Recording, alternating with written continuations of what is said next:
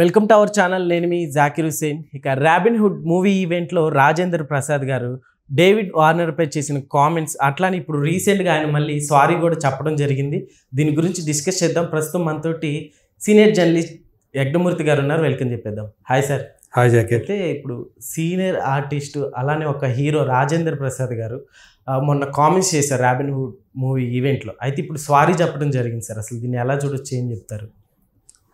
రాజేంద్ర ప్రసాద్ గారు, ఆయనకి నట కిరీటి అని చెప్పేసి అభిమానులు పిలుచుకుంటూ ఉంటారు. ఆ పేరుతో ఆయనకు ఒక బిరుదులాగా ఒక ట్యాగ్ కూడా ఇచ్చారు ఒక ఈవెంట్లో.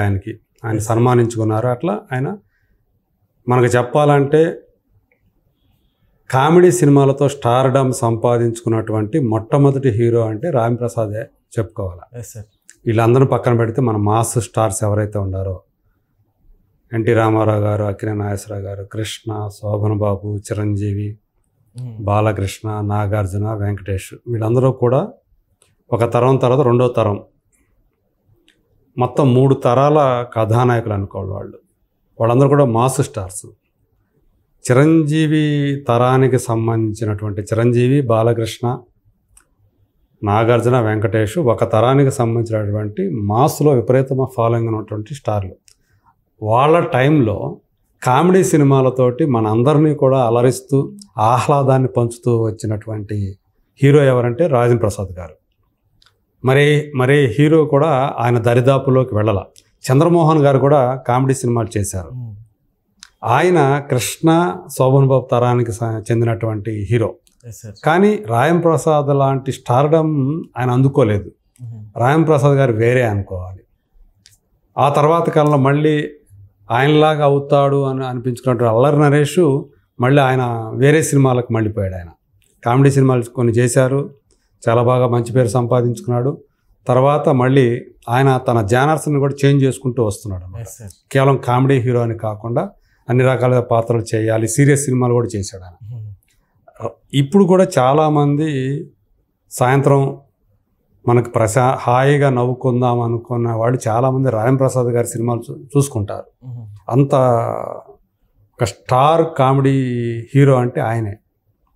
అలాంటి ఆయన ఏదో ఒక స్టేజ్ మీద ఏదో ఒక మాట మాట్లాడేయటం, యథాలాపంగానో ఉద్దేశపూర్వకంగానో అనేయటం, అవి బాగా విమర్శలకి, వివాదాలకి తావివ్వడంతో మళ్ళీ వెనక్కి తీసుకోవటం అనేది ఈ మధ్యకాలంలో ఆయనకి ఒక అలవాటుగా మారిపోయిందేమో అని అనిపిస్తుంది. రీసెంట్గానే ఆయన ఒక వెబ్ సిరీస్కి సంబంధించి ఈవెంట్ జరిగితే అందులో పుష్ప గురించి మాట్లాడారు. సో స్మగ్లరు హీరో అయిపోయాడు అని ఏవో మొత్తానికి ఒక డీగ్రేడ్ చేసే విధంగా మాట్లాడారు. దీని మీద విపరీతమైనటువంటి విమర్శలు వచ్చాయి. ఎందుకంటే ఆయన ఏ పుష్ప గురించి మాట్లాడారో ఆ పుష్ప సినిమాని తీసింది అంటే పుష్ప 2 సూపర్ డూపర్ హిట్ అయిన తర్వాత జరిగిన ఈవెంట్లో ఆయన మాట్లాడాడు. ఆయన ఏదో హరికథ అనేటువంటి ఒక వెబ్ సిరీస్ ఈవెంట్లో మాట్లాడాడు. మైత్రి మూవీ మేకర్స్ వాళ్ళు పుష్ప 2 సినిమాలు తీశారు. ఈయన మైత్రి మూవీ మేకర్స్లో ఒక రెగ్యులర్ యాక్టర్గా చెప్పారు. వాళ్ళు తీసే సినిమాల్లో పుష్పలో లేడు, కానీ శ్రీమంతుడు సినిమా నుంచి ఆ బ్యానర్లో ఈయన సినిమాలు చేస్తూ వచ్చాడు. ఇప్పుడు రాబిన్ హుడ్ కూడా మైత్రి మూవీ మేకర్స్ వాళ్ళు తీస్తున్నటువంటి సినిమా.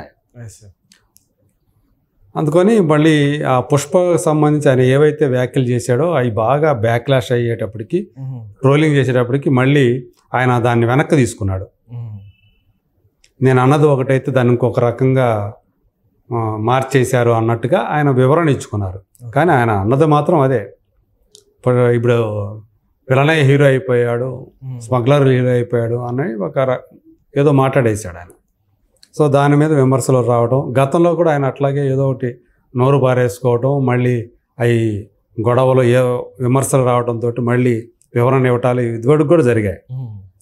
ఇప్పుడు మరోసారి డేవిడ్ వార్నర్ లాంటి ఒక క్రికెటర్, ఆయనకు తెలుగు రాదు, అయినప్పటికీ కూడా ఇక్కడ తెలుగు వాళ్ళతోటి ఒక మంచి బాంధవ్యాన్ని, అనుబంధాన్ని ఆయన ఏర్పరచుకున్నాడు.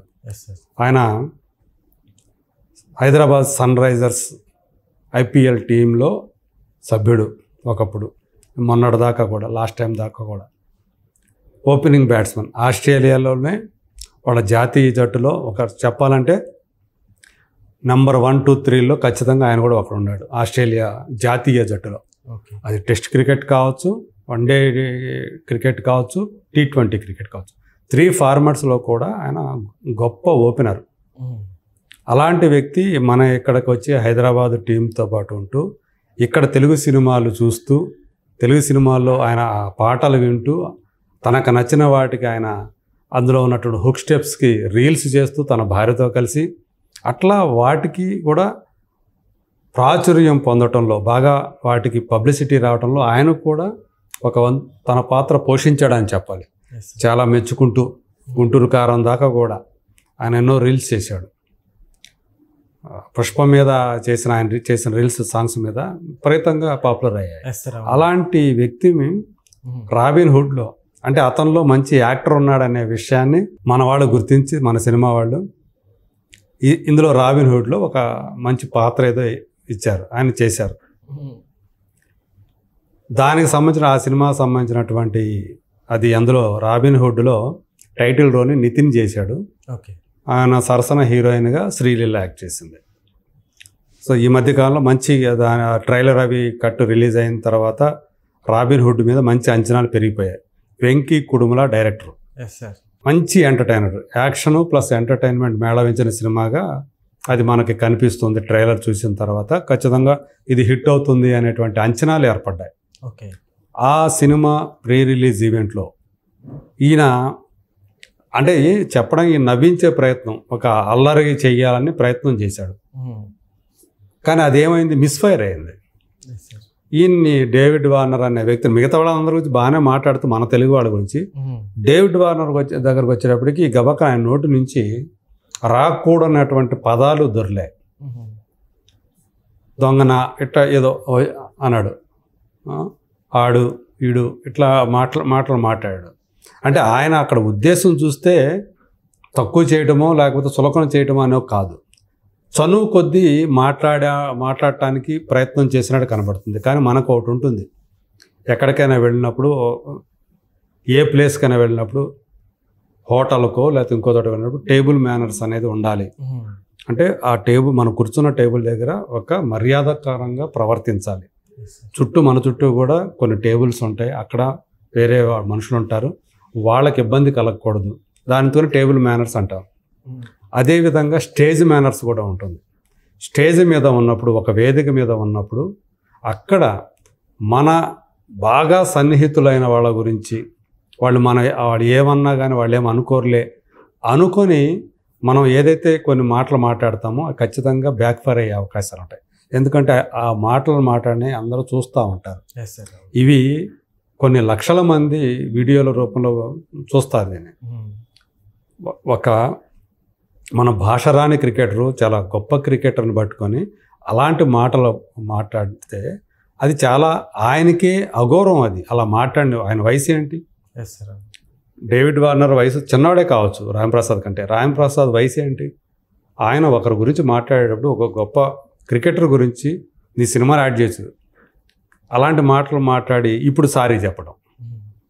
ఆయన దాని వివరణ కూడా ఇచ్చాడు. అంతకుముందు దాకా మేము సరదాగా మాట్లాడుకున్నాము, నితిన్, నేను, వెంకీ కుటుంబంలో అందరం కూడా నా బిడ్డ లాంటి వాళ్ళు, నితిన్, డేవిడ్ వార్నర్ కూడా నా బిడ్డ లాంటి వాడు, మేము చాలా క్లోజ్గా మాట్లాడుకున్నాం. అక్కడ స్టేజ్ మీద గబకున వచ్చేసినాయి నాకు అలాంటివి అని చెప్పి, సో ఏదైనా దానికి నేను సారీ చెప్తున్నాను అని చెప్పేసి, ఎందుకు ఈ వయసులో ఒక మాట అంటాం ఎందుకు, దానికి సారీ చెప్పడం ఎందుకు అంటూ ఇప్పుడు ఆయన మీద చాలా ట్రోలింగ్స్ అది ఆయన మాట్లాడినప్పటి నుంచి నడుస్తూనే ఉన్నాయి.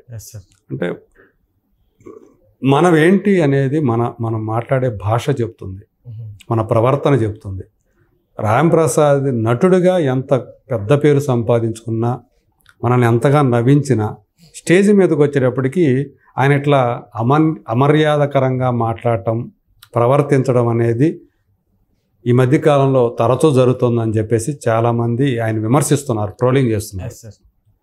సో ఇక నుంచైనా రాబోయే రోజుల్లో తన హోదా, తనకు ఒక గౌరవప్రదమైనటువంటి స్థానం ఉంది ప్రజల హృదయాల్లో రాజన్ ప్రసాద్కి. దానికి తగ్గట్లుగానే ఆయన స్టేజ్ మీద వ్యవహరించాలి అని చెప్పేసి అందరూ కూడా కోరుకుంటూ ఉన్నారు. ఆయన అభిమానులు కూడా. ఆయన అభిమానులు ఏంటి, ఆయన ఇప్పుడు ఇలా వివాదాల్లో తలదొరచడం ఇలాంటి మాటలు మాట్లాడుతుంటే వాళ్ళు బాధపడుతున్నారు. ఎందుకు ఈయనకి పెద్ద ఆయనకి ఇప్పుడు అలా మాట్లాడాల్సిన అవసరం ఏంటి, అందరి ముందు ఇలా చులకనైపోవటం ఎందుకు, సారీ చెప్పడాలు ఎందుకు, అలా మాట్లాడటం ఎలా, అలా ప్రవర్తించడం ఎలా, తర్వాత సారీ చెప్పడం ఎందుకు అని వాళ్ళు కూడా బాధపడుతున్నారు.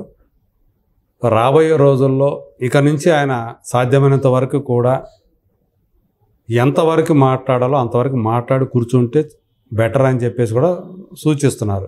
సో నిజంగా ఈ టైంలో ఈ వయసులో ఆయన ఇలాంటి ట్రోలింగ్కు గురవటం అనేది బాధాకరమైన విషయమే. ఆయనకి నిజంగా చెప్పాలంటే ఆయనకి అవమానకరం. ఇంకా ముందు ముందు ఇలాంటి అవమానాలకు గురి కాకుండా ఉండాలంటే ఆయన తన నోటిని మాత్రం చాలా కంట్రోల్లో పెట్టుకోవాలని చెప్పేసి ఇండస్ట్రీలో ఉన్న వాళ్ళు కాకుండా జనాలు కూడా చాలామంది కోరుకుంటూ ఉన్నారు. ఇక రాబోయే రోజులైనా సరే ఆయన మర్యాదకరంగా మాట్లాడాలని ఆశిద్దాం. Okay sir, thank you.